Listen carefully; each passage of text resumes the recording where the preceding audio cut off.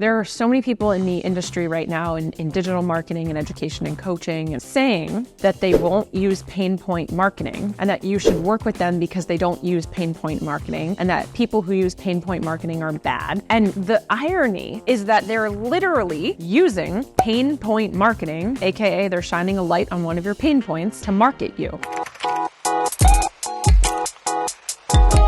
Today we have a spicy one and I'm very excited. I'm actually going to break this one into 2 parts, so make sure you come back for part 2. Trust me, you're going to want to hear it. These are 8 key indicators that you should run the other way. You can consider these things like red flags or things that I see as problematic in the coaching industry and the digital marketing and education industry. Now, let me just give you a disclaimer. I am in no way bashing other people. I will never talk about other people, and I am not turning down or turning my nose up to other ways of doing business. In fact, part of the reason why I want to talk about this is because that's part of the problem. We should not be bashing other ways of doing business in order to make sales in our business, right? Like tearing people down for marketing is not a very good strategy. What I am doing here is I am bringing light to the conversation that needs to be had. I am pointing things out that I've been seeing in the industry in the recent years that I just don't like, all right? And it's not that I don't like it, it's not right. A lot of this stuff is unethical. So if you didn't know, I got into the online coaching industry in 2012. That was 11 years ago. I am a grandma in this industry, and I have been doing digital marketing, digital education, and content creation for 11 years consistently. And I've seen a lot of things change.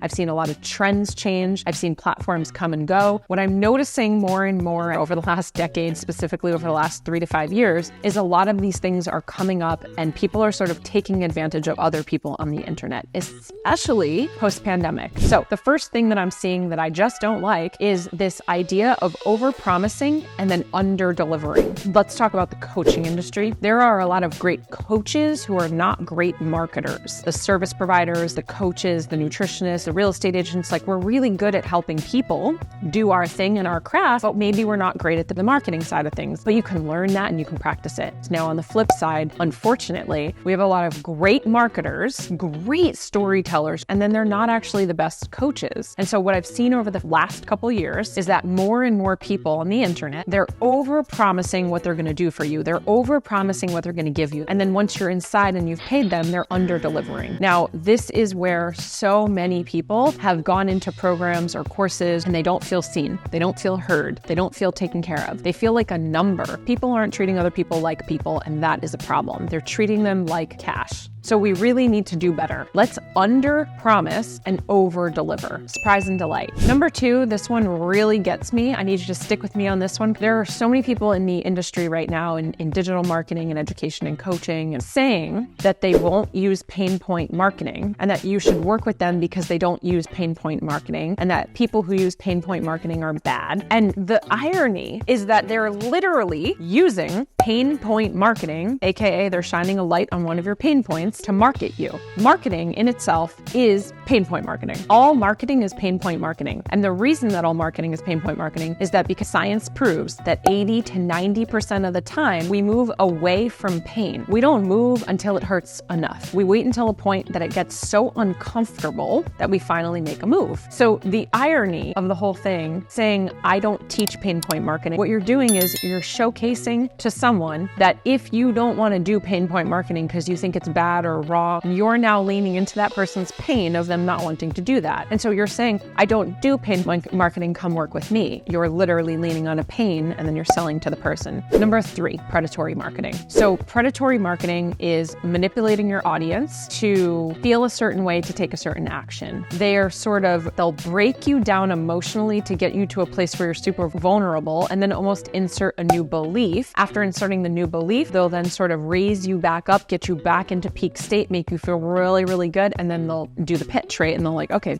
here's the credit card. I'm going to get that solution for you. The way that it's happening right now in the coaching industry that I'm seeing happen a lot is sort of this message around, number 1, false promises. Number 2 is straight up lies. But I wrote something down that I want to read. This was a direct quote taken somewhere on the internet. It says, my clients know how to lead themselves to an investment. They don't need sales calls. They don't need more information. They don't need a detailed sales sales page because they're embodied and they know how to trust their intuition. And then I just wrote blah, blah, blah, blah, blah. This is extremely disempowering. This is predatory marketing. You're telling a person that if they need more details, they're not ready. You're saying if you need a sales call, you're not ready to invest in yourself. This is extremely dangerous and manipulative, and it's gotta stop. The irony here too is that a lot of people want to help a lot of people. And when you do something like this, not only are you not helping a lot of people, you are literally like shutting out and discriminating entire groups of people. One of the things that I teach inside of all of our free content, actually, Digital Business Evolution Live, I teach it for free. There are 10 different types of learners and buyers. Not everybody learns the same way. Not everybody buys the same way. So when you approach marketing from a lens like this, you are literally discriminating against entire groups, huge groups of people that buy slower, that need details to buy. They're not emotional buyers. It definitely does not make people feel safe, seen, heard, or cared about. The fourth one that I want to go to is people tearing other people down or other business models down in an effort to raise their own up. There's a difference between being polarizing, having an opinion, busting myths, and then there's ripping people apart and tearing people down. There's a difference between being anti-vanilla, tearing people down, and being pro-chocolate. What I'd rather see is you being pro-chocolate. What do you do? Who do you help? What do you stand for? What do you not stand for? Be pro-chocolate. The launches are dead. The evergreens don't work. The this, the that, the other. All of that finger pointing is simply not true. I'm in my third year of my mastermind with my mentor, and in this room, we have people doing 1 million up to 5 million in revenue for their businesses. All of the people in the room have been doing those numbers consistently year after year after year for many, many, many years. There are people in that mastermind that sell only low ticket, high ticket. There are people in there who do live launches, who do evergreen funnels. And my point is that all of their businesses are running, all of their businesses are thriving.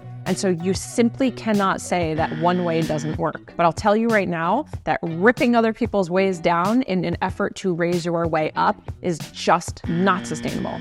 So these are my first 4 sort of red flags or key indicators that you should go the other way. And I'm not just talking about when you're looking to make an investment. In my personal opinion, I wouldn't even be following pages like this. I don't find them to be insightful. I don't find them to be helpful. I even feel as a consumer who's not interested in buying products and programs from this person or these companies, I feel disempowered and icky when I even read the content. So full permission from me, Jess Glazer DeRose, absolutely allowed to unfollow people. You're allowed to change your mind. You're allowed to change your mind about people. It's absolutely okay. So as always, cheers to your evolution and make sure you don't miss part 2. If you love this, if you thought it was spicy, if you've got things to say, if you want to tell me some takeaways, go ahead, take a screenshot, share it out on social media, tag me at I am Jessica DeRose. I would love to hear from you. And I am 100% open to mature conversations in the DMs. If you disagree with me and you want to have a conversation in the DMs, absolutely. I am not here for trolls or arguments. I'll see you on the next